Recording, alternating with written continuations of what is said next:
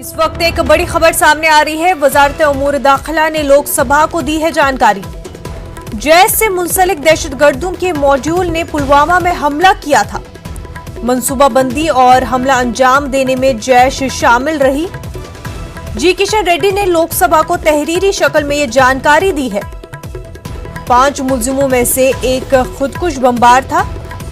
एक मुलजिम पकड़ा गया और 2 को फोर्सेस ने मार गिराया है। ऑपरेशन के दौरान मुदस्सिर अहमद खान उर्फ मोहम्मद बाई मारा गया।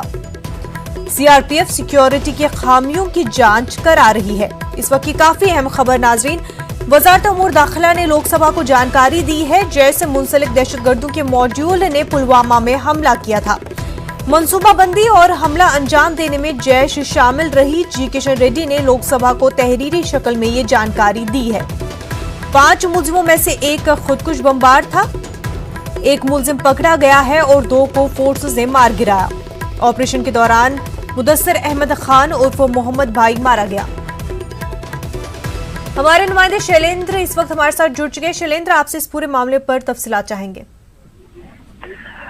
देखिए, आपको याद होगा कि पिछले ही हफ्ते होम मिनिस्ट्री की तरफ से एक बयान दिया गया था लोकसभा में, जिसमें कहा गया था कि पुलवामा हमले को लेकर कोई इंटेलिजेंस फेलियर नहीं हुआ है। वहीं आज की बात करें, आज भी सवाल पूछा गया था पुलवामा हमले से जुड़ी पूछताछ को लेकर, जिसमें आज ऑफिशियली होम मिनिस्ट्री ने लोकसभा में बयान दिया है और कहा है कि इस हमले के पीछे, पुलवामा हमले के पीछे जैश ए मोहम्मद का मॉड्यूल जिम्मेदार था, उसके प्लानिंग और एग्जीक्यूशन के पीछे। और उसमें यह भी कहा गया है कि जो 5 एक्यूज्ड इस हमले को लेकर है, उसमें से एक खुद सुसाइड बॉम्बर था और इसके अलावा एक को गिरफ्तार किया गया है। 2 अन्य को सिक्योरिटी फोर्सेस ने एनकाउंटर्स में मार गिराया है।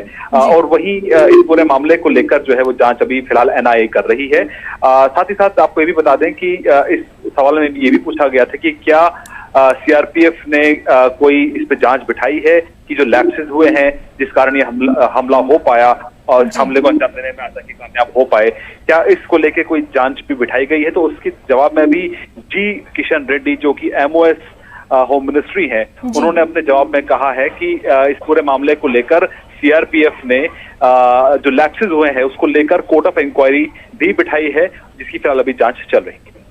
शैलेंद्र, इस मामले को लेकर के जो हमला हुआ था, काफ़ी सारे सवाल उठे थे कि जैसे कि वो आरडीएक्स कैसे लाया गया था और क्या लोकल लोगों की, जो वहाँ पे लोकल मिलिटेंट्स हैं, उनकी मदद से ये सब हुआ था। तो क्या उन सवालों में से भी कुछ जवाब दिए गए वहाँ इस जानकारी के तहत जो लोकसभा में पेश किया गया था? देखिए, तफसीलात तो जानकारी की नहीं दी गई है इस इन्वेस्टिगेशन के बारे में। हालांकि इस पूरे मामले को लेकर भी एनआईए जांच कर रही है। जब ये हमला हुआ था उसके बाद ही इसकी जांच जो है वो एनआईए के हवाले कर दी गई थी और जो तमाम पहलू हैं इस अटैक के, कि आरडीएक्स कैसे पहुंचा, गाड़ी कैसे पहुंची, गाड़ी प्रोवाइड करने वाले को भी आइडेंटिफाई कर लिया गया था, और आरडीएक्स के पीछे किसका हाथ है, एग्जीक्यूशन कैसे हुआ इस हमले का, इन तमाम पहलुओं पर फिलहाल अभी जांच चल रही है। उसकी तफसील फिलहाल होम मिनिस्ट्री ने लोकसभा के सामने नहीं रखी है, लेकिन कुल मिला के इस पूरे मामले को लेकर एनआईए जांच कर रही है। शैलेंद्र, जिस एक मुलजिम को पकड़ा गया है, क्या उसके बारे में कुछ जानकारी दी गई? देखिए, इस सवाल के जवाब में लिमिटेड जानकारी दी गई है आज लोकसभा में, लेकिन जिस तरह से मैंने आपको बताया कि एनआईए इस पूरे मामले की जांच अभी कर रही है। एक जो अरेस्ट किया गया है उसके बारे में अभी डिटेल सामने नहीं आए हैं। हालांकि माना जा रहा है कि उसकी पूछताछ अभी चल रही है और ये पता लगाया जा रहा है कि हमले के पीछे किसका हाथ रहा है, किस तरह से सीमा पार से इस हमले को कोऑर्डिनेट किया गया और कैसे प्लानिंग पूरे हमले की गई। इसकी तफसीली जानकारी अब तक पब्लिक डोमेन में नहीं आई है। हालांकि इस पूरे मामले को लेकर एनआईए लगातार जांच कर रही है। तो शैलेंद्र, जिस तरह की पहले बताया जा रहा था कि इंटेलिजेंस की कोई चूक नहीं रही है, लेकिन अभी बताया जा रहा है कि उस मामले में जांच चल रही है, तो अभी तक पूरा वाज़ेह नहीं हुआ है कि इंटेलिजेंस की कहां पर और किस तरह से क्या कुछ चूक रही होगी इस पूरे मामले को लेकर। देखिए, जब ये हमला हुआ था उसके तुरंत बाद जो गवर्नर सत्यपाल मलिक है, उन्होंने कहा था कि चूक हुई है और सिक्योरिटी लैप्स हुआ है, जिसके चलते हमला ये हो पाया, हमले को अंजाम देने में कामयाब रहे आतंकी।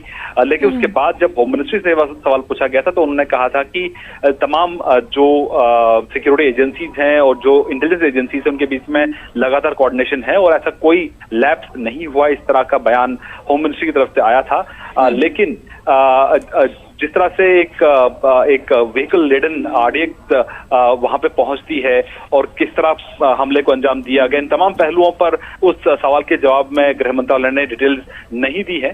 लेकिन माना जा रहा है कि इसकी तफसीली जो जांच है वो फिलहाल एनआईए कर रही है। उसके बाद ही जो फैक्ट्स होंगे वो सामने आ पाएंगे। बिल्कुल शैलेंद्र।